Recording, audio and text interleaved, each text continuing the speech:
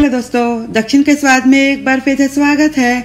आज मैं आपको एकदम पक्का गांव के स्टाइल का चटनी बताऊंगी, क्योंकि हम लोग रहते गांव में हैं। जो हम लोग कैसे बनाते हैं, तो दोस्तों देखिए, आज हम वंकाई अरटिकाई पुलसु पचड़ी बनाएंगे। हाँ जी, ये तेलुगु नाम है। तो उसका मतलब ये है कि केले का और बैगन की चटनी बनाएंगे हम। तो उसके लिए हमें जो चाहिए मैं दिखा देती हूँ। ज़्यादा सामग्री की जरूरत नहीं है, बस हमें हम अरटिकाई पचड़ी के लिए जो हमें चाहिए वो है एकदम तैयार हरा कच्चा केला। हमारे यहाँ गांव में ना एकदम इतने ताजे और एकदम मोटे मोटे केले रहते कच्चे वाले, तो मैंने उसे एक लिया है। और मैं इतने सारे बैगन दिखा रही हूँ, पर हमें 2 बैगन ही चाहिए, तो क्योंकि मैं सिर्फ 3 लोगों के लिए ही बना रही हूँ आज, इसलिए। और हमें हरी मिर्च चाहिए 5 से 6, तो ये आप तीखा अपने हिसाब से लीजिएगा। और वैसे ही हमें 30 ग्राम इमली चाहिए, और थोड़े से हमें छौके के सामान चाहिए बेसिक। और चलिए दोस्तों, अब हम रेसिपी बनाना शुरू करते हैं। सबसे पहले हम इमली को पानी में भिगो लेते हैं। 30 ग्राम इमली को हम 1 कप पानी में भिगो लेते हैं, ताकि हम जब तक कि हम बैगन को चार कर लेंगे केले को, तब तक कि हमारा भीग जाएगा।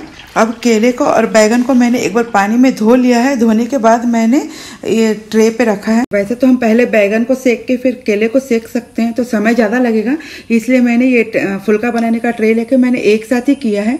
पर दोनों का सेकने का समय अलग होता है, बैगन और केले का, लेकिन तब तक कि हमारा आधा केला सिक जाएगा, इसलिए मैंने एक साथ किया है। अब देखिए, फिर हम बैगन निकाल के सिर्फ केले को सेक लेंगे। पहले के समय में तो ये चूल्हे पे या सिगड़ी पे किया जाता था, पर अब तो चूल्हा और सिगड़ी नहीं है, पर स्वाद हमें वैसा ही चाहिए, तो इसलिए मैं गैस के ऊपर ही उसको एकदम काला होते तक के सेकूंगी। अब हमने हरी मिर्च भी डाल दी है, तो वो भी सीख जाएंगे, तो हमारा सब एक साथ हो जाएगा। इसको हम धीमे और मीडियम आंच पर करते हुए बदलते हुए हम सेकेंगे। तो पहले मैंने केले को और बैगन को सेक लिया है, फिर हम मिर्ची लगाएंगे, क्योंकि मिर्ची अगर पहले से डालेंगे तो जल जाएगा, इसलिए। और फिर देखिए, मैंने बैगन को भी निकाल लिया है और मिर्ची को भी, और सिर्फ केले को सेक रही हूँ। वो इसलिए कि केला ना थोड़ा जल्दी सिकता नहीं है, बैगन और मिर्ची जल्दी हो जाते हैं, तो इसलिए हमें एक के बाद एक रख के चार करेंगे। तो हमारा केला एकदम पूरा काला हो जाना चाहिए, जैसे भुट्टा होता है, तो पूरा जल गया है और केला भी सिक गया है। अब मैंने जो फुल्का का ट्रे था जिसमें मैंने बैगन और मिर्ची को जलाया है, उसको रख के उसके ऊपर मेरा अभी गैस गर्म है, तो मैंने उसके ऊपर एक बाउल को ढक दिया है, जिससे कि वो गर्मी, जो गैस की गर्मी वो इसे मिल सके और ये नरम हो जाएगा। तो देखिए, हमारा नरम होने के बाद मैंने 5 मिनट बाद उसे मैंने पानी में एकदम धो लिया है, तो उससे क्या छिलका जल्दी निकल जाएगा। और देखिए, अभी गर्म है अभी फिर भी। अब हम इस बैगन और केले का जो वो गरम ट्रे है उसे बाजू में रख लेते हैं, और उसके बाद हम एक कढ़ाई में मैंने एक लगभग बड़ा चम्मच तेल लिया है, और उसमें मैंने 2 टेबलस्पून मैंने उड़द की दाल ली है, और मैंने 1 टीस्पून मैंने उसमें जीरा लिया है, जो कि अभी इसको मैंने धीमे आंच पे ही डाला है चटकने के लिए। और उसके बाद हम 1/2 टीस्पून मैंने उसमें लगभग सरसों डाला है। अब जब ये चटक जाएगा तो मैंने 2 सूखी मिर्च ली है। तो दोस्तों, हमारा तड़का बन गया है। मैं गैस बंद कर लेती हूँ। बैगन और केले का छिलका निकालूंगी। तो सबसे पहले मैं बैगन का निकाल लेती हूँ, ताकि हम देखें कितना हमने पानी में भिगोया था ना, इसलिए हमारा बैगन का छिलका कितना जल्दी आ रहा है। तो मैंने बातों बातों में ध्यान ही नहीं दिया था कि मेरा कैमरा बाजू में सरक गया है। मैं अपने आदत के अनुसार छिलते छिलते बात कर रही थी। तो मैंने दोनों बैगनों को छील लिया है। अब हम केले को देखिए, मैंने इतना काला किया है ना, हमें डरने की जरूरत नहीं कि हम अगर इतना काला जलाएंगे तो केला कहीं अंदर से जल ना जाए। वो जलेगा नहीं, क्योंकि केले का छिलका बहुत ही मोटा रहता है, तो इसलिए हमारा एकदम अंदर से नरम पकेगा। देखिए, मैंने छील के दिखाया ना कितना नरम पका है।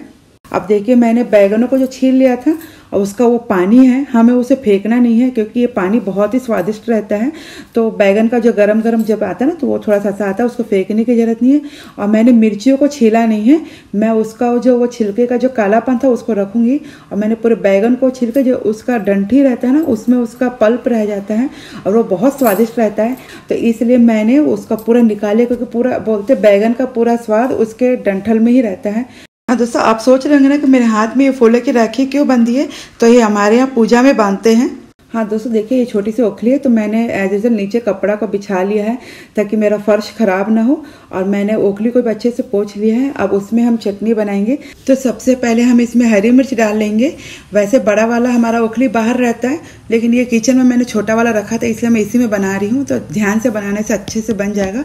और देखिए, मैंने इसको एकदम दरदरा कूटा है, मैं कोई एकदम महीन नहीं बना रही हूँ, इसको हम दरदरा ही बनाएंगे। तो देखिए, हमारा मिर्ची आधा मैंने बना लिया है। अब वो हमारा मिर्ची कुटने के बाद हम इसमें बाकी चीज़ डालेंगे।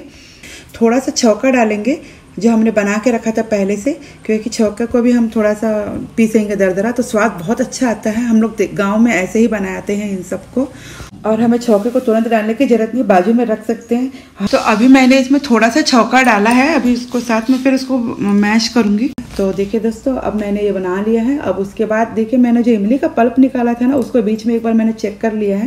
नहीं तो आप पहले से भी बना के रख सकते हो, तो इससे समय की बचत होती है, इसलिए मैं ऐसे बना लेती हूँ। तो देखिए अब हम नमक डाल लेंगे इसी में। अब हमें और कोई चीज़ बाहर से जाने की जरूरत नहीं, इसी में हमारा नमक भी आ जाएगा। और देखिए हम स्वाद के आने के लिए ना थोड़ा सा गुड़ डालेंगे। हमारे साउथ इंडियन डिशेस में हमेशा गुड़ रहता है थोड़ा सा स्वाद के लिए, वो बैलेंस करता है टेस्ट को। तो देखिए हमारा मिक्स तैयार हो गया है। अब हम इसमें डालेंगे बैगन डालेंगे। तो मैंने बैगनों को अच्छे से चेक कर लिया है, कहीं उसमें कोई कीड़े वड़े ना रहे, क्योंकि बैगन को कितना भी साफ करो उसमें एक आध रह जाता है। तो आप उसको अच्छे से चेक कर लीजिएगा। और उसके बाद उसको भी हमने इस ओखले में डाल के महीन नहीं पीसेंगे, हमें महीन जरूरत नहीं, सिर्फ आधा कूटा बोलते हैं ना, वैसे कूटा जैसे कूटेंगे। तो देखिए मैं उसको भी करके दिखा देती हूँ। आप थोड़ा ध्यान देना पड़ेगा, नहीं तो नीचे गिर जाएगा, क्योंकि बड़े वाले सिलौटी में और उसमें तो नहीं गिरता है, लेकिन ये बहुत छोटा है ना इसलिए। लेकिन स्वाद इसमें बहुत अच्छा आता है, इसलिए मैंने इसमें बनाया था। देखिए हमारा ये पिस गया है, मैंने बना लिया है।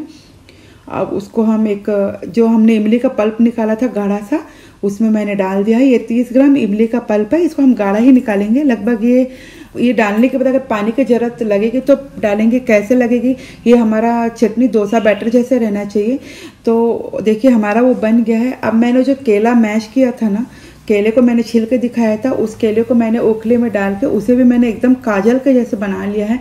बैगन को हमने कच्चा पच्चा रखा है, हम लोग तो कच्चा पच्चा बोलते हैं, तो वैसे रखा है दरदरा। और केले को मैंने मैश कर लिया है, और इसको अब हम इस बैगन की चटनी में डाल देंगे। हमें बैगन की चटनी में बैगन दिखना है, केला नहीं दिखना है। स्वाद केले का भी आना चाहिए, लेकिन दिखना नहीं चाहिए कि इसमें हमने केला डाला है।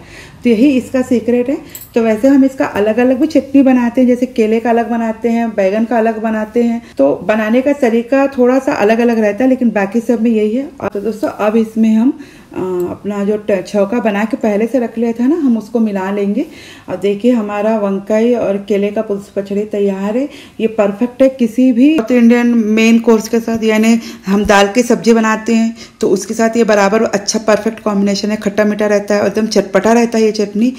हाँ तो दोस्तों, गर्मा गर्म पुलगम के ऊपर 1 चम्मच घर का बना देसी घी डालकर और घर के बने दही के साथ आप अचार और ये वंकाई अटकाई पुलिस पचड़ी के साथ अगर खाएंगे ना, तो फिर आप बोलेंगे मैं रोज यही बनाऊंगी और यही खाऊंगी। पुलगम का मतलब है खिचड़ी, लेकिन वो हम लोग अपने अलग तरीके से बनाते हैं। मैंने उस पुलगम बनाने का लिंक और गाय का घी बनाने का लिंक भी मैं दूंगी। अभी बनाया नहीं है वीडियो, पर मैं डालूंगी जरूर उसको। इस वीडियो को आखिरी तक के देखने के लिए धन्यवाद।